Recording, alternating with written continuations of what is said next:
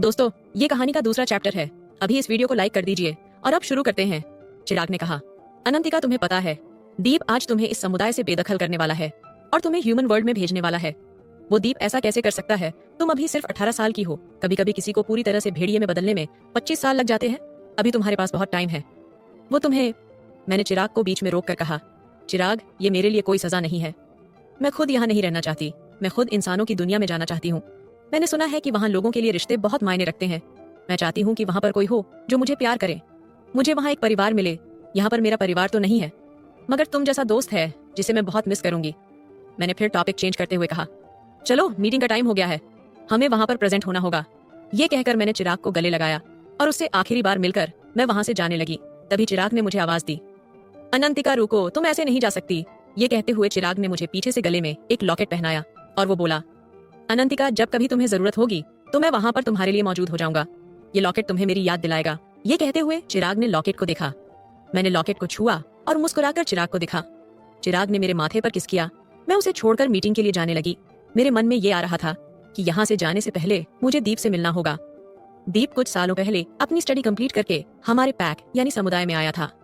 वो सारे वेयरवुल्फ में सबसे ताकतवर था, इसलिए उसे अल्फा यानी राजा बना दिया गया। आदमजात भेड़ियों में प्रेमी और प्रेमिका हमारी देवी खुद डिसाइड करती है। एक सर्टेन एज के बाद हमारे शरीर पर एक निशान चमकता है। उस निशान जैसा ही निशान जिस किसी भेड़िए के शरीर पर दिखता है, वही उसका हमसफर बनता है और उससे उसकी शादी करा दी जाती है। भले ही मेरे पास मेरी शक्तियां नहीं आई थी, मगर देवी ने मुझे मेरे शरीर पर वो निशान देकर मुझे मेरे सोलमेट से मिला दिया था। मगर जब मुझे पता चला कि मेरा मेट और कोई नहीं बल्कि दीप है, जिसके घर में मैं नौकर का काम करती थी, तो मेरे होश उड़ गए। और ऊपर से अगले दिन दीप की रानी से शादी होने वाली थी। रात को जब मैं राजा को ये बात बताने पहुंची तो राजा की हालत काफी ज्यादा खराब थी। उसकी आंखें लाल थीं और वो अपने भेड़िए वाले रूप में आ रहा था, जिसे देखकर मैं डर से फ्लावर वास से टकरा गई थी। आवाज की वजह से दीप का ध्यान मेरी तरफ गया।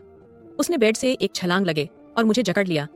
मुझे लेकर वो बिस्तर पर गया और उसने जबरन मेरे साथ संबंध बनाए। उस रात मुझे अपने शरीर में इमेंस पेन हुआ। मुझे लगा कि रानी ने, देवी ने मुझे दीप को एक साथी के रूप में चुना है, तो शायद दीप रानी श्रिया से शादी तोड़कर मुझसे शादी करेंगे।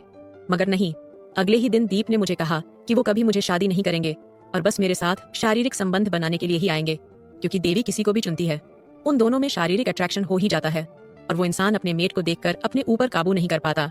ऐसा ही दीप के साथ होता था और मैं भी अपने मेट को पास देखकर पिघलने लगती थी। मगर ये गलत था, क्योंकि दीप श्रिया से शादी कर चुके थे। वीडियो पूरा देखने के लिए धन्यवाद। चैनल को सब्सक्राइब करके हमें थोड़ा सा मोटिवेशन दे। बाय दोस्तों।